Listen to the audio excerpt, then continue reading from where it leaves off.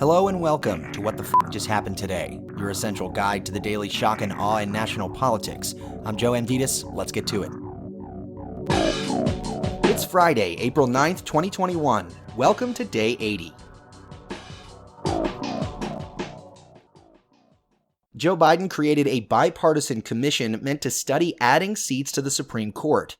Biden said the group has 180 days to produce a report on court expansion, as well as term limits and other recommendations as to how to reform the court system because it's getting out of whack. The executive order also mandates that the group hold public meetings and take input from a range of stakeholders. Biden has previously said that he is not a fan of adding additional seats to the court in order to alter its ideological balance, which currently has a 6-3 conservative tilt. Even Justice Stephen Breyer, one of the court's 3 liberals, recently warned against expanding the court, saying that its authority depends on a trust that the court is guided by legal principle, not politics. Meanwhile, the White House released Biden's $1.52 trillion budget request for 2022, which calls for significant increases in spending aimed at fighting poverty and climate change, while keeping defense spending relatively flat. The budget outline would increase overall spending on discretionary programs by about $118 billion, roughly 8% above last year's levels, while defense spending would see an increase of $12.3 billion, 1.7%, and other domestic programs would see a 15.9% boost.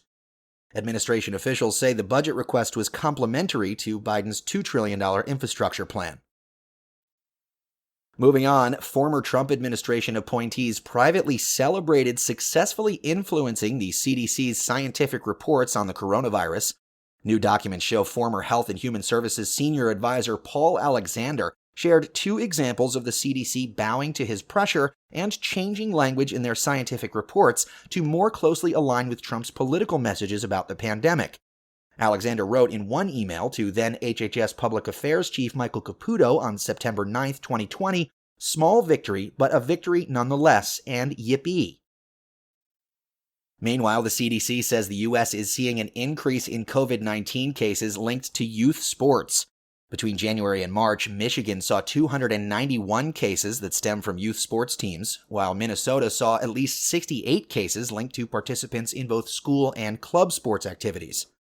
CDC Director Dr. Rochelle Walensky said the increases in Michigan and Minnesota were due in part to more highly transmissible variants.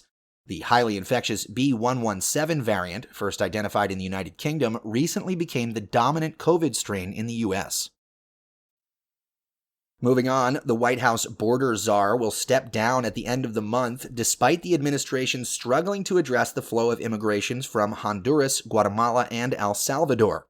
Roberta Jacobson, the former ambassador to Mexico, said her appointment on the National Security Council as the border coordinator was always intended to last for only about 100 days. Biden tapped Kamala Harris last month to lead the government's diplomatic efforts with that region. And finally, Matt Gaetz sent accused sex trafficker Joel Greenberg $900 in May 2018, who then, using the same app, sent 3 young women money totaling $900. In the memo field on one of the Venmo payments, Gaetz instructed Greenberg to hit up blank, using the nickname for one of the girls. The House Ethics Committee announced that it was opening an investigation into the allegations of sexual misconduct by Gaetz. The House probe comes amid a Department of Justice investigation into Gaetz's alleged relationship with a 17-year-old girl and whether she was paid to travel for sex, which could violate federal sex trafficking laws. Gaetz, meanwhile, hired 2 defense attorneys to represent him in the investigations. One of the lawyers represents the Trump Organization in a separate criminal probe. That's all for now. You can find the links and sources for all of these stories on the main website. And as always, visit whatthefjusthappenedtoday.com for the latest news and headlines. Until next time, I'm Joel Greenberg.